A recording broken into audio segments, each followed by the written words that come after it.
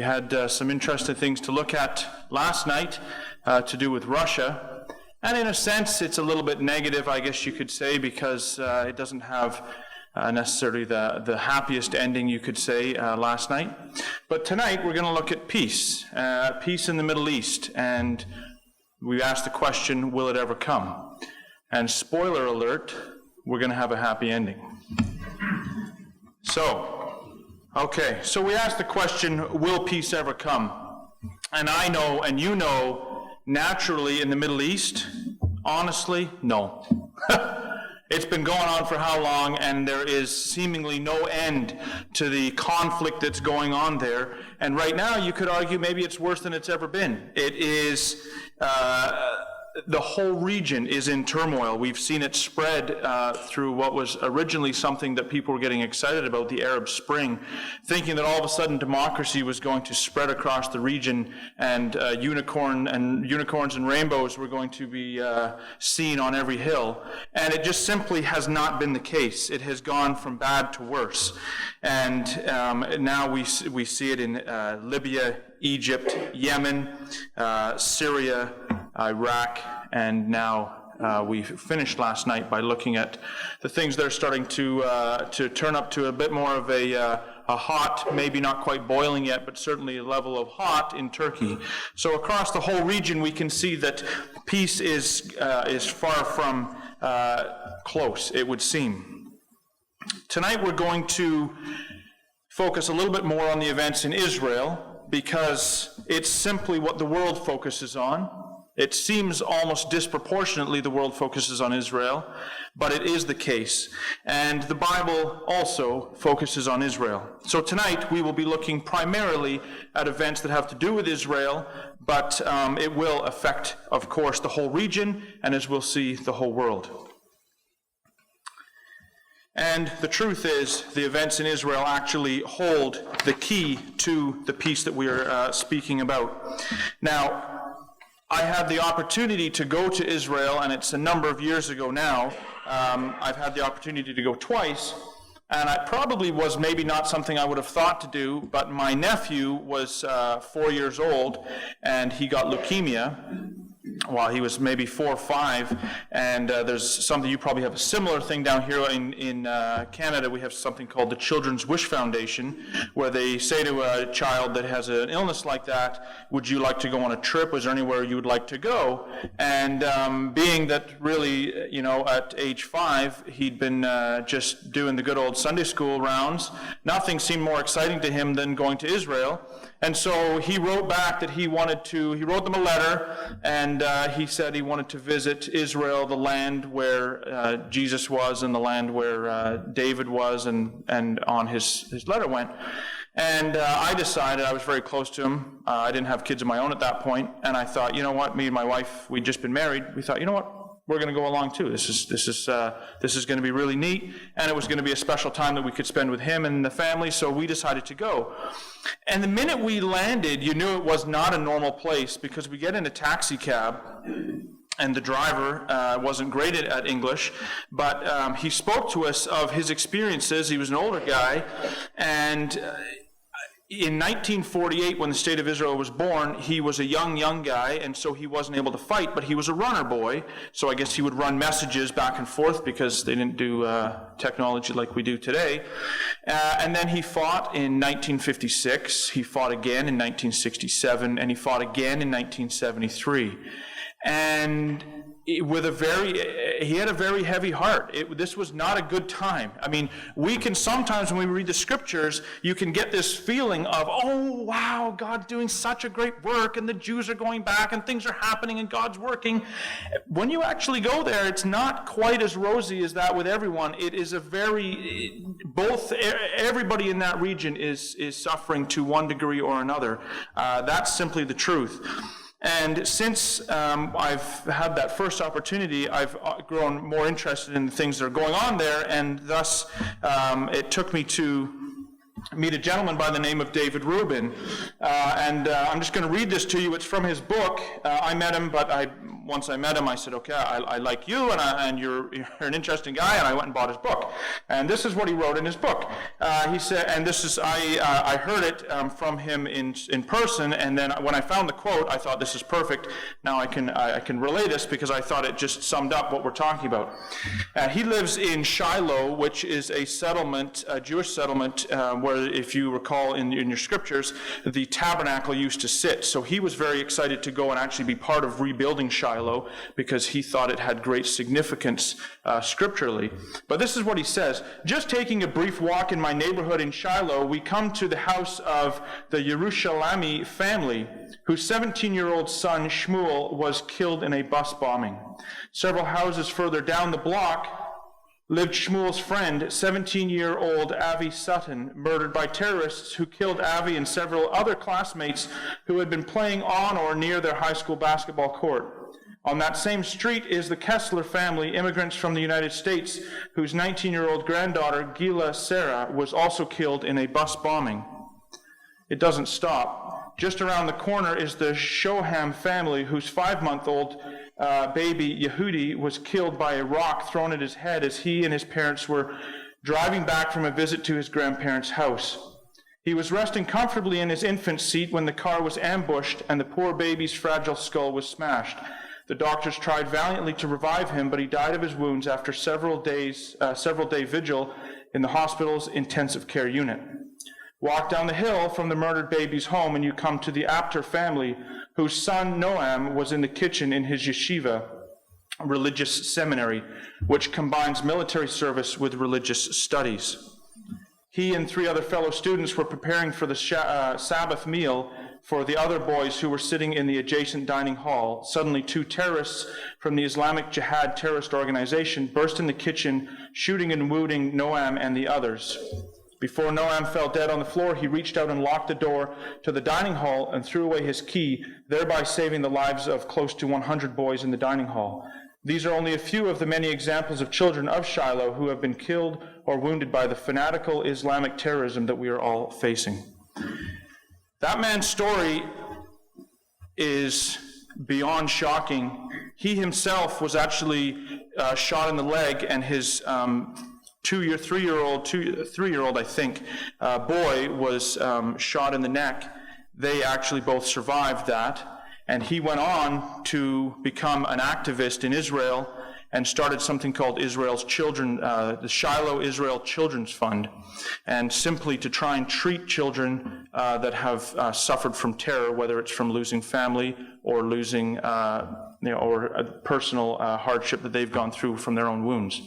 And honestly, it's a very sad situation, but I don't say this simply for an emotional shock value. I think for us living over here, certainly for me living in Canada, this is so distant from what I deal with on a day-to-day basis. Sometimes you read something like that, you just think, I can't even relate to what these people are going through. The one thing we talk about peace in the Middle East, there's something you will have heard time and time and time again, and it's something called the two-state solution. You'll remember they pulled out of the Gaza Strip some years ago, and the idea was that this would in some way relieve the tension, give these people some of their own land. The reality is it's done anything but. All it has done is brought more war and more terror and more hardship to the nation. And the truth is, the leadership is beyond corrupt, and I'm sure we don't want to make it sound like all those people are necessarily one way or the other, but the truth is fanatical Islam has taken over the surrounding areas around Israel, and this is the result. And so what's happened over the last little while is that the idea of a two-state solution is becoming more and more impossible. He writes the following: did Ehud Barak and the rest of the Israeli leadership, these are the ones that discussed originally the two-state solution, leadership really expect the Hezbollah terrorists to sit politely with their hand folded for 6 years in deep longing for peace? Did Ariel Sharon and his then deputy Ehud Olmert seriously think that the Hamas and the Fatah terrorists would turn their swords into plowshares after Israel's retreat from Gaza? Did the American, European, and other leaders of the West sincerely believe that the Islamic terrorists would begin praying for the peace of Jerusalem, Uncle Sam, and the EU if we only disengaged from them by giving them control of more land from which to attack us? The lessons are clear if we only open our eyes as we sit in our bomb shelters as the missiles fall from the north and the south. And so the reality is, it just is impossible to have a two-state solution. This is something, I didn't come up with this myself. It's from somebody in Israel. I don't know who's put it together, but I've seen it before, and I thought it shows the point very well. The yellow dotted line is today what would be considered the West Bank. And you can see from the top there, from the edge of the West Bank to Netanya, on the shoreline there, is only 15 miles across. It is an impossible width of territory from which you can control, or from militarily which you can hold on to in a time of distress. And from the Jordan River is only 55 kilometers across to the major city centers there, east of Tel Aviv. So it is if you took that land, I mean, as bad as it is in Gaza now, if you put that type of a situation in the West Bank and put all that on the mountains that look out over all the plains of your major cities below, you can imagine how brutal a situation it could be. And when we were over there up on the Golan Heights, you can see it's at the top, it says Ramat HaGolan.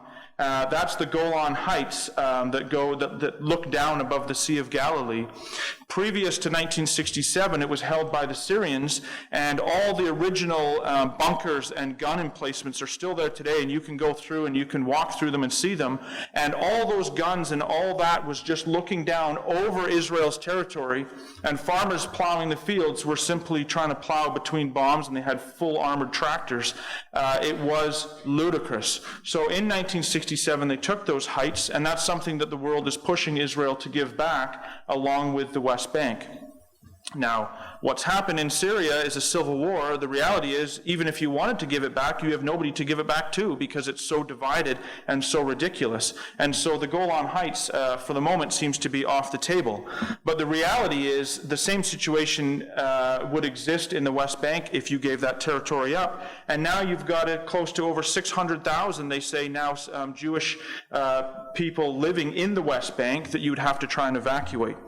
And so the U.S. even themselves are seeing that White House, it says here, gives up on the Israeli-Palestinian two-state solution peace deal. I actually think this is a really good thing because we do want peace in the region. Nobody wants to see what's going on over there. And from the prophecies, we looked at it last night, the prophecy of Ezekiel 67, ultimately it is about a northern confederacy of nations coming down on Israel. But prior to them coming down, it talks about, in verse 11 of Ezekiel 38, it says, and thou shalt say, I will go up to the land of unwalled villages. I will go to those that are at rest, dwelling safely, all of them without walls, and having neither bars nor gates. I can tell you, if you go through the West Bank, there's more bars, walls, and gates than you can shake a stick at. So something's got to change over there, and something's going to change over there prior to this Northern Confederacy coming down. How it's going to happen, I cannot tell you. It's going to happen, but even then, when we talk about that level of peace, it's not a great peace because the prophecy carries on to say this Northern Confederacy is going to come down. That being said, we do look for an easement of the situation there, and a two-state solution was never going to bring about peace. It simply wasn't. And we can look at maybe a little bit more why the two-state solution would be pushed. But we know for a fact that it was not going to bring about what the prophecies called for, because we could go through prophecy after prophecy after prophecy, and you've got Jews on the mountains of Israel. In fact, it's one of the biggest signs of the times, as far as I'm concerned, that we're living in the end times. Because the growth of people, of Jewish people that the prophecies have called for, are now living in that West Bank is unbelievable. It is not just little tiny settlements here and there. There is now full towns and full villages all over the place. So it really is fulfilling the prophecies so perfectly. Again, we said it last night, you either see it or it's an eerie coincidence. And honestly, there is not an answer for it that, in my mind, of anything other than a fulfillment of the prophecies.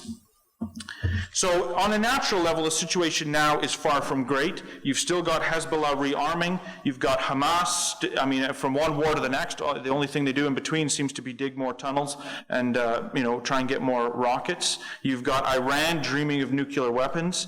And the PA, which is supposed to be the partner for peace, is continually inciting violence, which we're seeing there today. And they name streets after terrorists. So if somebody blows themselves up, there's a good chance you're going to have a street named after you. And that's just the reality over there. This is not, in my mind, this is not somebody you can make peace with. It's like asking you to make peace with, a street gang. It just simply is not going to be. So many people tell us in the news, you'd think the biggest problem to peace is actually Israel. It certainly is in the heart of a lot of the action that's going on over there. But previous to Israel having this West Bank that we talked about, was there peace? So if this is the issue that God is fulfilling his promises, the Jews are going back to the land, and that is truly the issue, is that these people are living in just the West Bank, which is what you'd think. They say, well, Israel's got to withdraw to the 1967 lines. If you read the news, that's what they keep referring to, the 1967 lines, or 1948, which is even less territory. So if the Jews would just retreat, oh my goodness, it's just going to be beautiful. And everyone, again, you've got unicorns and rainbows. The reality is actually far from the truth. Prior to the state of Israel being born, was a gentleman, that's Hamas firing rockets from Gaza into Israel, but there you go. This is the gentleman that was before the Palestinian Authority. If you go back, this gentleman, the Mufti Haj Amir al-Hussein, was the gentleman that was sort of in control. So if you went before, Arafat kind of took over from him loosely. But if you go back, this was the gentleman that was heading up the land there.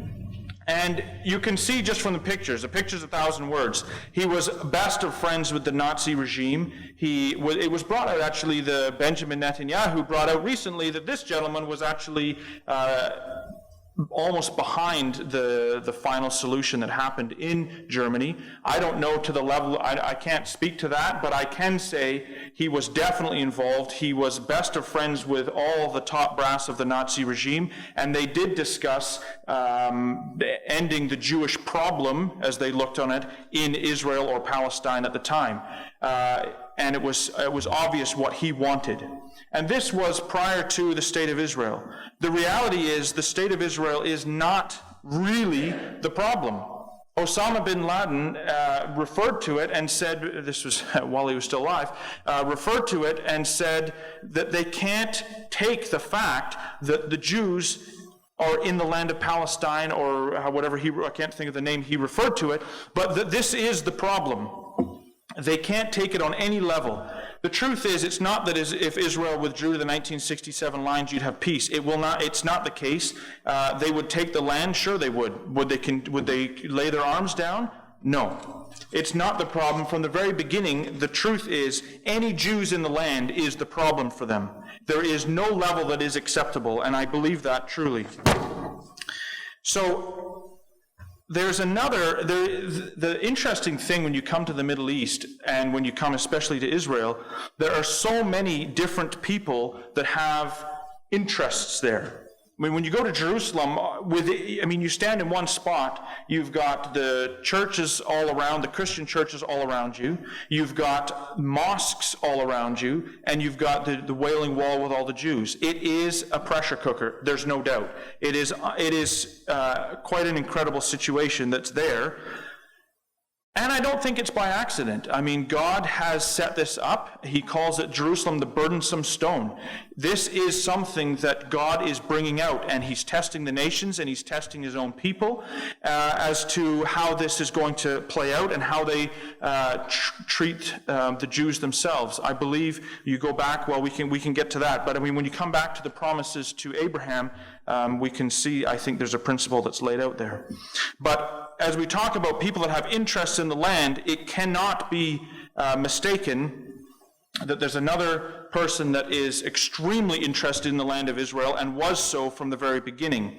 This is a book called The Vatican Against Israel, and this is what the guy's name is, Giulio Meotti. He is an Italian journalist, and he writes, the Pope made clear to Herzl, Herzl was the gentleman that was pushed for the Jews to go back to Israel. He was behind what was called political Zionism, going back to the land of Israel. The Pope made clear, he met with the Pope made clear to him, the existence of a restored Israel in the land of the Bible is proof that they, the Jewish people, is not annihilated, assimilated, and withering away, and is the living refutation of the Christian myth about the Jewish end in the historic process. And this is precisely why the state of Israel has been the most dramatic challenge for the Vatican and the biggest crisis for contemporary Christian theology. It's hard to understand maybe, but if you think about it in this simple way, it's what we call replacement theology. The church fathers for literally over 1,000 years have been saying that the Jews killed Jesus, and therefore in killing Jesus they were destined to be a cursed people and to wander the face of the earth forever. The Jews and that the church themselves have replaced the Jewish people as God's people. That is the essence of replacement theology.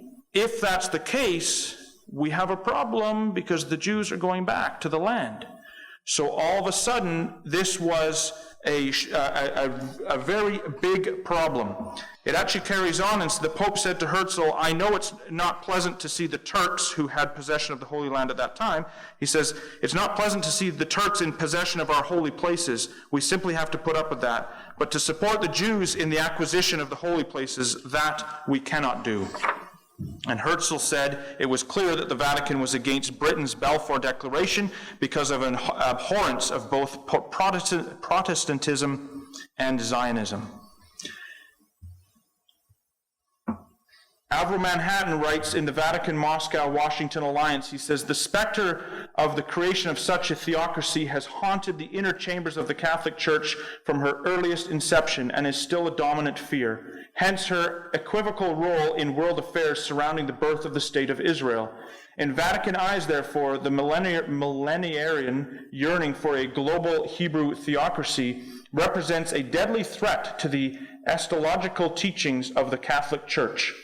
When translated into concrete political terms, such a view spells not only rivalry, but implacable enmity. It just simply, as far as they were concerned, could not happen. And today, folks, unfortunately, it's not really a lot different. There's a different look to it and a different face put on it, but when you look at the detail, the reality is it's not really a whole lot different. This gentleman was Chaim Weizmann, and he was the leader of the Jewish people a little bit further down when they were trying to get the vote passed in the United Nations for the State of Israel. And he wrote, if the mandate does not go through at this time, it never will. The Catholics have been chiefly responsible for uniting the Muslims and the Christians against us, because what the Vatican really wishes to have is something which amounts to power in Palestine, and it has been using various Catholic members of the League, such as Spain, Brazil, Italy, Belgium, and France, in order to achieve its objective. And this is really the inner meaning of its attacks against us. It was clear to everybody involved in the process that they did not have the support of the Vatican, in fact, quite the opposite. The question is it any different today? This was the gentleman that wrote The Vatican Against Israel, and it was published in 2013. And this is what he says about the Roman Catholic and Israeli relations. He says, pro-Palestinian / anti-Israeli rhetoric of the Arab Christian bishops has become a staple of Western clerics, both Catholic and non-Catholic.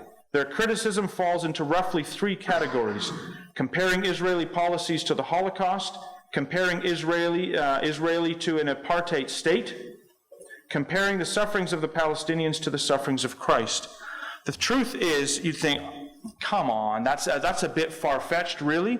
The truth is, folks, that this, when you actually get into the nuts and bolts of the current crisis, and that is, there's too many people that do not want this crisis to be solved.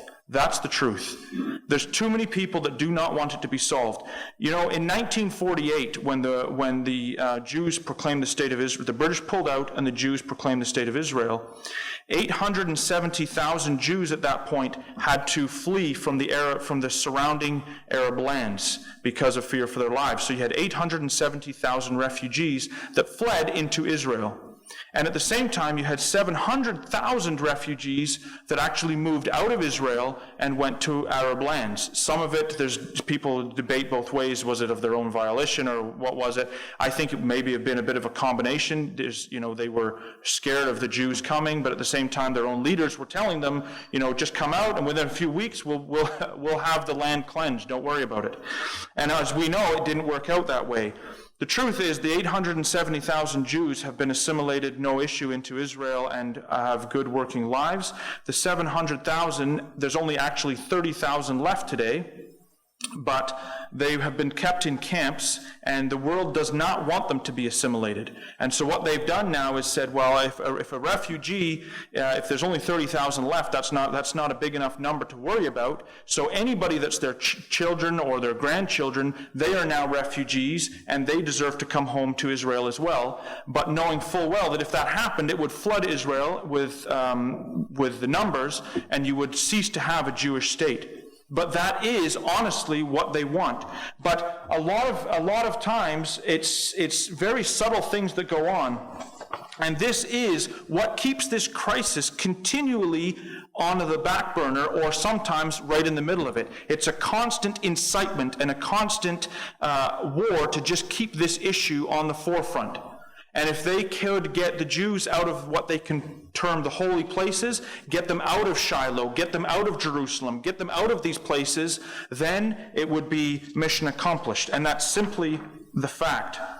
This gentleman says this, and he was, Michael Saba was the bishop over the land, just until very recently, actually, in Israel. He says, this land cannot be exclusive for anyone. But see, you think, well, of course, that's not right. That would be racist to say that it's a land for the Jews. Well, as one of the Jewish ambassadors to the UN said recently, if you go and actually look at to the UN and you count the flags, he says there's something like 23 with a cross, there's something like 15 with a crescent, and he said there's one with the Star of David on it for the Jewish people. We have one small land, and we've been a lot of years without a place to be, where we can be free from persecution, and he said, and to be honest, he said that is one too many. But by saying it can't be exclusive for anyone, that means that anybody could move to Israel, meaning the refugees should be able to come back. And this gentleman puts it this way, which is the other angle. The German bishop, made the comparison during a recent visit between Yad Vashem, the Holocaust Memorial Museum in Jerusalem, and Ramallah, a city in the West Bank. Hankey said, "This morning we saw pictures of the Warsaw Ghetto at Yad Vashem, and this evening we are going to the Ramallah Ghetto." Now, folks, living the way they do, the Palestinians, as far as I'm concerned, they're pawns in this whole thing that's going on. It is not a situation that anybody would want to be in, but at the same time, to try and compare it to the Warsaw Ghetto is so ridiculous, it is actually blows your mind. The reason there's walls, if you go back, my wife actually went to Israel before I did. Before we were together, she went to Israel, and she was able to drive into Bethlehem, she was able to drive into Nazareth, into all these places that today would be Arab lands. Today, a Jewish car absolutely cannot go into those cities. It is complete lockdown. Now, what changed that? Before, actually, to be honest, if you looked at peace today, we say elusive peace, we're going backwards. Because before, we had a guide when we first went, which is even now maybe 10 years ago, and our guide, when we were going through the old city, he would stop at Arab stalls and buy, he said, the Arabs make the best socks, and he would buy socks, and we would go to Arab places for dinner. And there was, even then, although it was already breaking down, there was a much more connect. The reality is it's going backwards, and the incitement is getting worse and worse. Well, in comparing Ramallah to the Warsaw Ghetto,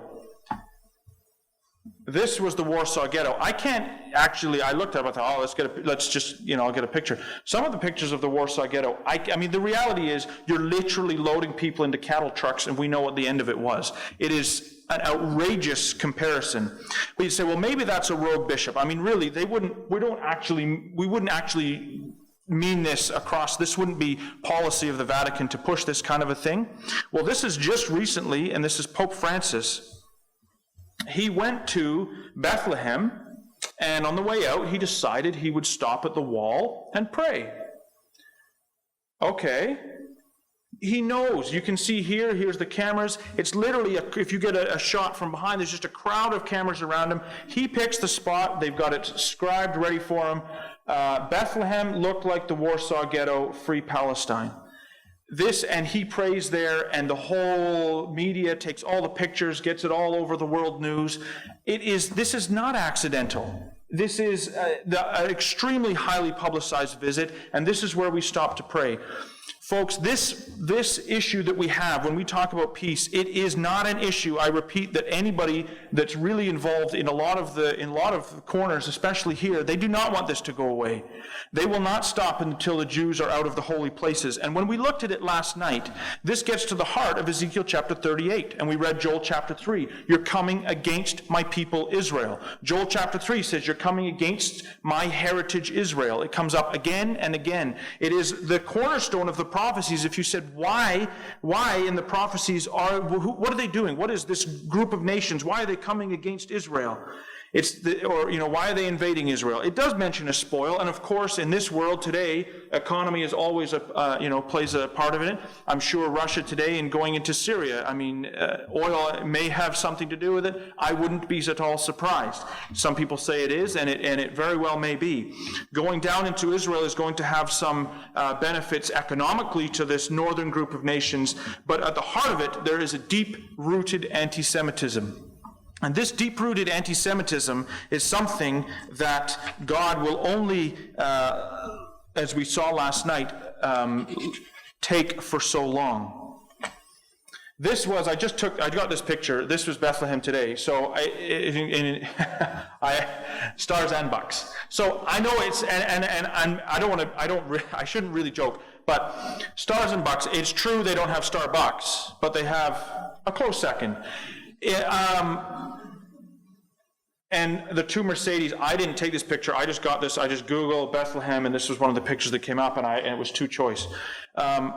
The reality is, as I say, for the Palestinian people, this is not a great scenario. This is not a good situation. A lot of them would love to leave Israel. A lot of them would love to get out of there and go back and be joined to family. They're not allowed to go. The list of things you have to have in place as a Palestinian to be able to leave ensures that you will be coming back. It is, it's quite a situation. So the reality is, I haven't given you anything that makes us feel any more excited about the situation today. But the truth is, there is an answer, and there is an answer in the Scriptures. And let's go back to Genesis. If you've got your Scriptures with you, your Bible, Genesis chapter 12.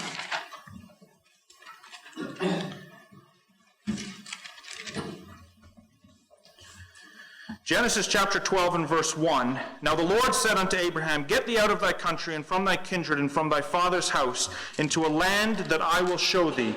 And I will make of thee a great nation, and will bless thee, and make thy name great. And thou shalt be a blessing. And I will bless them that bless thee, and curse him that curseth thee. And in thee shall all families of the earth be blessed.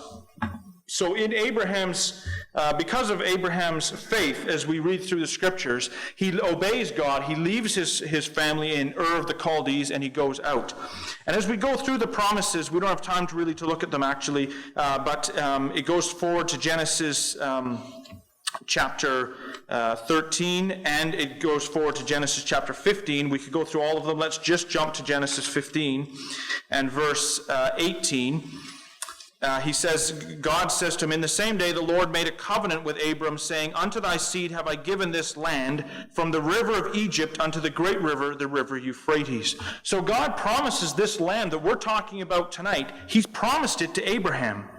And what we read further when we read tonight from 2 Samuel chapter 7 is incredible, because those promises to Abraham give us this much detail. Then when you go forward to the promises to David, God updates us and gives us even more detail. We don't have the time to go through it all tonight, but clearly it's given us more. Let's just read this here, verse 12. And when thy days be fulfilled, thou shalt sleep with thy fathers, and I will set up thy seed after thee, which shall proceed out of thy bowels, and I will establish his kingdom. So it's now talking about specifically, it says, I will set up thy seed after thee, which shall proceed out of thy bowels. I will establish his kingdom. So it's not just the seed in general, it's a specific person. And he says, verse 13, he shall build an house for my name, and I will establish the throne of his kingdom forever. So David, this kingdom of yours that your seed's going to sit on is going to last forever. Verse 14, I will be his father, and he shall be my son. So not only that, like what? David's sitting there going, my seed that comes down, in my generations, there's going to be a specific person that is also your son, God? God says David, he's going to be your seed, but he's going to be my son as well. David's mind is like he's blown, and David is and verse 16, and thy house and thy kingdom shall be established forever before thee. David, not only that, you're going to see it. These are incredible things. It's said in the New Testament that the gospel was preached before to Abraham. Abraham was preached the gospel. The gospel means the good news. The good news was preached to Abraham. What good news did Abraham get? That there was going to be a land, that his seed was promised, and as we go forward, there's more detail given and more detail given. It's a beautiful thing. We don't have time. Time is always against me. But if we go through Deuteronomy chapter 28, you get a list of blessings. Israel, if you follow me and do what I want, this is going to happen to you, and it's beautiful, bunch of promises, yeah? If you don't obey me, this is going to happen to you. And this is going to happen to you is you're going to be scattered, it's going to be a terrible time. The reality, folks, is I'm human, you're human, they were human. They couldn't live up to the standard God requested. Just truth. Not saying I would do any better, they didn't. And the truth was God cut them out of the land and said, enough's enough, and he scattered them. We know the time of AD 70. Now, many people, as we talked about, wanted to leave it there and say, the Jews killed Jesus. Enough of that. Now we've replaced them. Aren't we feeling good? This is great. Folks, that is not the end of the story, and yet at the same time, it was God was the one that instigated this to happen, because he says in Ezekiel chapter 36, he says, not for your sakes, O house of Israel, not because the Jews are an incredible people in and of themselves. He says, but for my holy name's sake. I promised to Abraham I was going to do it. I promised to David that I was going to do it. And let me tell you something, I'm going to do it. So I'm going to take this people, and what they never were before, I'm going to make them now, and that is a holy nation. The most exciting things that are going on in this world revolve around this nation. We live in a time when the thought of divine intervention is bizarre. It is the things of Star Wars. It simply isn't something really we've ever experienced. Other than when we look at prophecy. Through the eye of prophecy, we can see God working in the nations. We can see these things going on. The whole reason that God brought these people back to the land was for a purpose, and was because of his, as I say, his holy namesake. Come to Jeremiah chapter 31. There's a number of prophecies we could look at that show this. But if we're going to look at peace in the Middle East, and we're going to look at the events, we're doing it through the Bible tonight, and when we do, it puts a totally different view of things. Jeremiah chapter 31 and verse 7. For thus saith the Lord,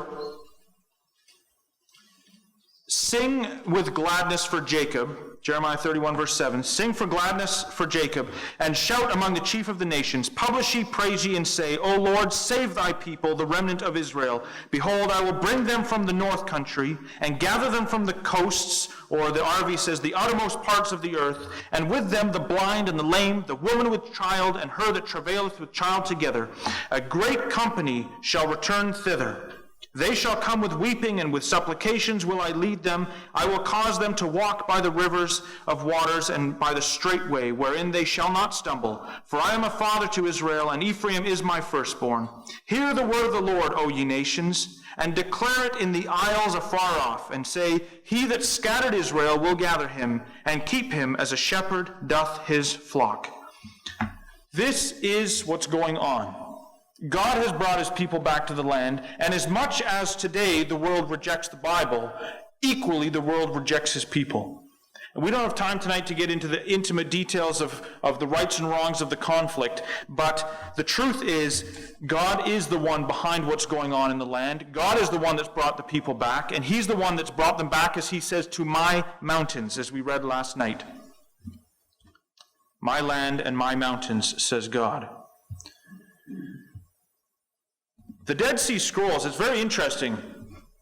The Dead Sea Scrolls are amazing because if you want to prove to somebody and say, and talk about the Bible, the easiest thing that they can say is, oh, but do you actually believe that over 2,000 years or more that you have a text in front of you that's not corrupted? I mean, come on, that's ridiculous. It wasn't even written in English. You've had it passed down, and the translations are going to get lost. Who even knows?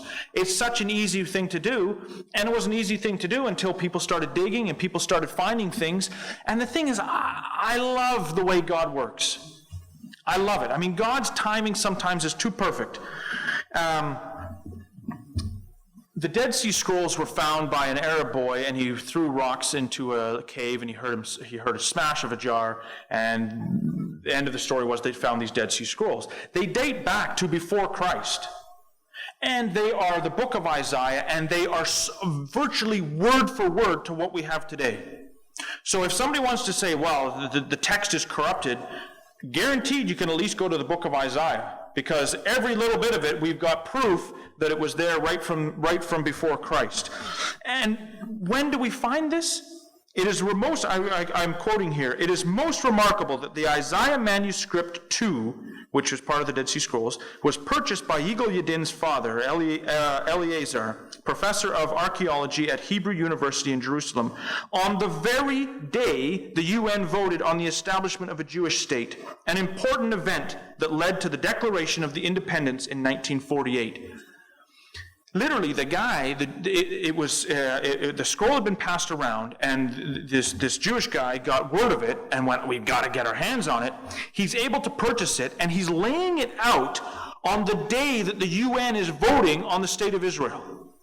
And not only that, the guy we saw before, Chaim Weitzman is his name, he was the one, and he read out this verse in the United Nations, and it was right from the book of Isaiah. And he read, and it shall come to pass in that day that the Lord shall set his hand again the second time to recover the remnant of his people which shall be left from Assyria and from Egypt and from Pathros and from Cush and from Elam, from Shinar and from Hamath and from the islands of the sea. And he shall set up an ensign for the nations and shall assemble the outcasts of Israel and gather together the dispersed of Judah from the four corners of the earth. Those words were read out to the United Nations, and then they voted on whether there was to be a state or not. And at the same time, we've dug up the scroll and found the scroll and are rolling it out, and God says, there it is. My holy namesake, I said it was going to happen, and I said it in the book of Isaiah, and here it is, and it was happening. Now, we could go through many prophecies, but just come to Hosea. If you want to listen, that's okay. The minor prophets, as we call them, can be a little bit hard to find them. But Hosea chapter 3 and verse 4 For the children of Israel shall abide many days without a king, and without a prince, and without a sacrifice, and without an image, and without an ephod, and without teraphim. In other words, they're going to last for a long time without. Those are the things to do with the temple. They're going to be for a long time without. But afterwards shall the children of Israel return. Number one. See, now there's phases here. Number one, they're going to return and seek the Lord their God, and it says, David there, seek the Lord their God and David their king, and shall fear the Lord in his goodness in the latter days. Expect them to go back, expect them to seek, and then expect them to fear God. And it's a process, and for anybody that's learning from the Bible, it's a process. It's not an overnight situation. And here it is the same thing. Now, the incredible thing is, folks, is that all this was written down before. This was from the 1600s. These things were expected. Shall they return to Jerusalem again, says Thomas Brightman? There is nothing more certain. The prophets do everywhere confirm it and beat upon it. The prophets don't shut up about it. All they want to talk about is the Jews going back. And Thomas Brightman is loving it. And so was Sir Isaac Newton. He talks about the Jews going back in all the different places, Daniel, Revelation, Matthew, Ezekiel. He says, the manner of how it's going to happen, he says, I know not. Let time be the interpreter. I don't know how it's going to happen, he says, but we'll find out. It's going to happen. That was in 1733. Alexander Keith, he says, these prophecies, exclusive of many others, need no comment. They declare as clearly as language can that the Jews shall return to Judea. Grant Guinness, the climax of the Jewish Renaissance is, as we know, to consist in their restoration as a nation to the land of Palestine, a climax which has not yet come, but which is perceptibly nearer than it was even a quarter of a century ago. He goes, it is happening. This is starting to happen. This is back in the 1800s.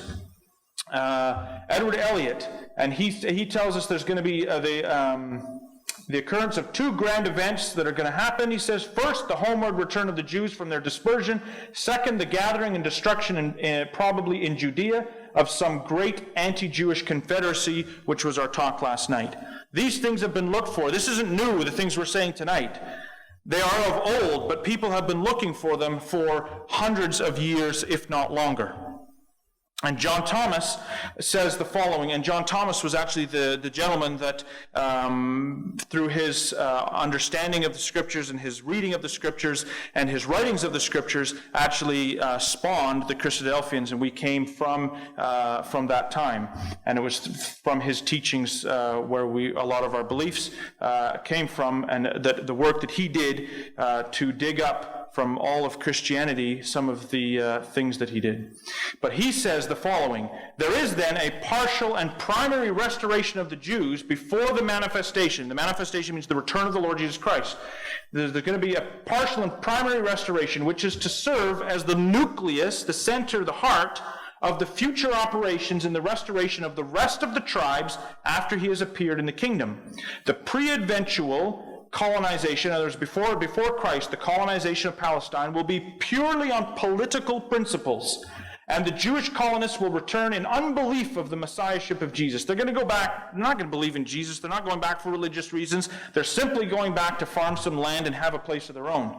And of the truth as it is in him, they will emigrate thither as agriculturists and traders in the hope of ultimately establishing their own commonwealth.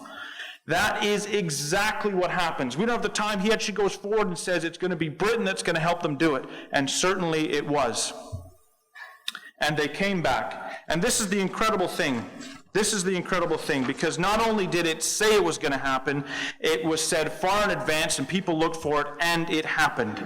And it did come on the back of the Holocaust. It did come out of the incredible events that we saw in World War II.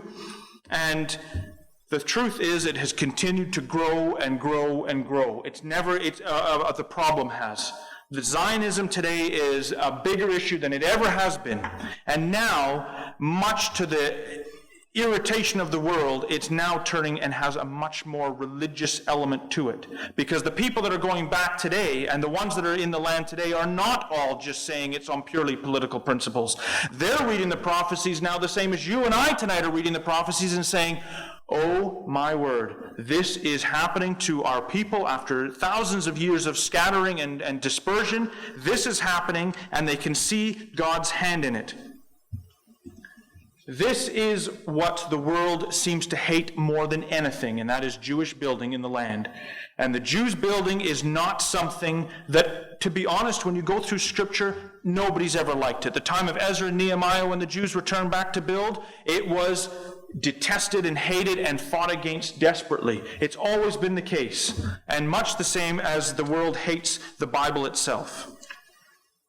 John Thomas again said the following: "It may be remarked here that there will have been a considerable gathering of Israelites upon the mountains of Israel before the invasion of the country by Gog and his capture of Jerusalem. This appears from the Spirit's address to Gog in the 8th verse of this chapter, Ezekiel 38. It's exactly what we looked at last night, and this is what specifically John Thomas was looking for. Jews back in, the Holy Land is good. Jews in the mountains of Israel, now it's getting juicy. This is where we are, this is what we're looking for. And now when you look at any of the things that are going on today when they discuss Israel, the rest of Israel, they don't really concern themselves with, but Jews in the heartlands of Israel, this is the nub of the issue. This is the problem.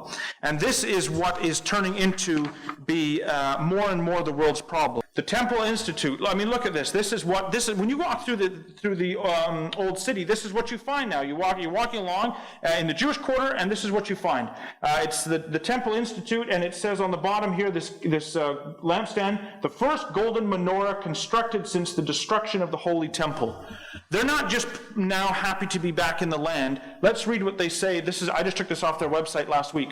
The Institute is dedicated to every aspect of the biblical commandment to build the Holy Temple of God on Mount Moriah in Jerusalem. Our short-term goal is to rekindle the flame of the Holy Temple in the hearts of mankind through education. Our long-term goal is to do all in our limited power to bring about the building of the Holy Temple in our time. The problem is we revert back to, for the Vatican, this is red rag to a bull. It's bad to have you back in the land because our church fathers are not happy. It's looking wrong. To have you back in the land talking about rebuilding temples, to be trying to build menorahs and do all this stuff, this is now it's gonna get worse. Now, by every means, if you want to see anti-Semitism today, spend a little time around the UN, and it is ludicrous. I now give the floor to a representative of United Nations Watch. Thank you, Mr. President. 6 decades ago, in the aftermath of the Nazi horrors, Eleanor Roosevelt, René Cassin, and other eminent figures gathered here on the banks of Lake Geneva to reaffirm the principle of human dignity. They created the Commission on Human Rights. Today we ask, what has become of this noble dream? In this session, we see the answer. Faced with compelling reports from around the world of torture, persecution, and violence against women, what has this council pronounced? What has it decided? Nothing. Its response has been silence. Its response has been indifference. Its response has been criminal. One might say, in Harry Truman's words, that this has become a do-nothing, good-for-nothing council. But that would be inaccurate. This council has, after all, done something. It has enacted one resolution after another, condemning one single state, Israel, in 8 pronouncements, and there will be 3 more this session. Hamas and Hezbollah have been granted impunity. The entire rest of the world, millions upon millions of victims in 191 countries, continue to go ignored. So yes, this council has done something, and the Middle East dictators who orchestrate this campaign will tell you it is a very good thing, and that they seek to protect human rights, Palestinian rights. So too, the racist murderers of Darfur women, the rapists of Darfur women, tell us they care about the rights of Palestinian women. The occupiers of Tibet care about the occupied, and the butchers of Muslims in Chechnya care about Muslims. But do these self-proclaimed defenders truly care about Palestinian rights? Let us consider the past few months.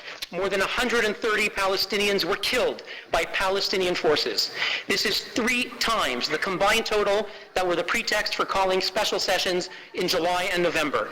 Yet the champions of Palestinian rights, Ahmadinejad, Assad, Gaddafi, John Dugard, say nothing. Little 3-year-old boy Salam Balusha and his 2 brothers were murdered in their car by Prime Minister Haniya's troops. Why has this council chosen silence? Because Israel could not be blamed. Because, in truth, the despots who run this council couldn't care less about Palestinians or about any human rights. They seek to demonize Israeli democracy, to delegitimize the Jewish state, to scapegoat the Jewish people. They also seek something else, to distort and pervert the very language and idea of human rights. You ask, what has become of the founder's dream, of Eleanor Roosevelt, of René Cassin, of John Humphrey, P.C. Chang, Charles Malik, who assembled here in Geneva 60 years ago? Mr. President, with terrible lies and moral inversion, this council is turning that dream into a nightmare. Thank you, Mr. President. Por primera vez, For the first time in the session, I will not express thanks for that statement. I shall point out to the distinguished representative of the organization that just spoke, the distinguished representative of United Nations Watch. If you'd kindly listen to me. I am sorry that I'm not in a position to thank you for your statement. I should mention that I will not tolerate any similar statements in the Council. The way in which members of this Council were referred to, and indeed the way in which the Council itself was referred to, all of this is inadmissible in the memory of the persons that you referred to, founders of the Human Rights Commission, and for the good of human rights. I would urge you in any future statements to observe some minimum proper conduct and language. Otherwise, any statement you make in similar tones to those used today will be taken out of the records. That's the reality, guys. It is unbelievable, and I could play you 5 more. That's the reality of what is happening. But the truth is, Zionism is not going away. It is God's work. And the crisis is only going to get more and more and more. It's coming to a head, and the truth is, it's actually kind of exciting, because the end of these prophecies are the return of the Lord Jesus Christ. But as it gets closer and closer, I think that, for me, it is something that is a little sobering, because it makes me want to examine myself. And when I say that the issues are going to get more and more, you can see that this issue of Zionism, this issue of God's people coming back into the land, is going to get more and more to the forefront, especially when you see the next gentleman, because you can see how much the world likes it when Israel builds, when Israel has this, when these things go on. And this next gentleman, if we can... It's just an audio clip, it's all I could get, but his name is Daniel Luria. He's the executive director of Jerusalem Reclamation Project. Now, honestly, I mean, you put your mind into the UN, and then you read the prophecies, and then you listen to somebody like this, and you think, oh, wow, this is how, you can see how the world is going to react to this type of a thing. The mountain behind the Mount of Olives, only a few hundred meters away, of course, not in the middle of the desert, is only a few minute drive from the old city, is today called Kidmat Zion, east of Zion. That empty block of land, which is at the edge of Jerusalem, in the 1920s, 210 Jews bought 170 acres of land. Official title, no question. 70% of that land is today outside the borders of Jerusalem, and the Arabs have built illegally the village of Abu Dis. That we don't deal at the moment. We're only concerned at the moment what's happening inside the borders of Jerusalem. Of the 30% that remains inside the borders, we hope to build a Jewish neighborhood of 300 odd units. Today there are 6 families living there today as the beginning of the Jewish neighborhood, waiting for approvals, and eventually that will also happen. Because, you see, we follow a certain roadmap that we call God's roadmap. All the other roadmaps from the quartets, from the European Union, United Nations, it means nothing. They can scream today till tomorrow that Jerusalem should be divided, that there should be a two-state solution. I have a message for the world, and that message is that God's roadmap is what decides. We are in the part of the redemption process, and nothing is going to stop it. There are ups and downs. Yes, we have terrorism. Yes, we maybe have a little bit of a definition problem, how we define ourselves as Jewish people. But understand this. We, the Jewish people, have returned home to the Jewish homeland God gave us, not to be divided, not to be courted, and not to be discussed by the world. If the world doesn't like it, they cannot like it. This belongs to us. You can imagine how that attitude is going to go down when you say to people, well, we're doing this because it's the promises of God, it is because of we're following God's roadmap. It is going to only further inflame the conflict. God in his foreknowledge knew it would be the case. And if we turn to Luke chapter, well, let's go to Acts actually. We read this last night. I'm just going to read it again. Acts chapter 3. Verse 19, we read it last night, I think it's just as relevant for tonight. Repent ye therefore and be converted, that your sins may be blotted out, when the times of refreshing shall come from the presence of the Lord. And he shall send Jesus Christ, which before was preached unto you, whom the heavens must receive until the times of the restoration of all things, which God hath spoken by the mouth of all his holy prophets since the world began. Jesus Christ is held in heaven until the times of the restoration of all things.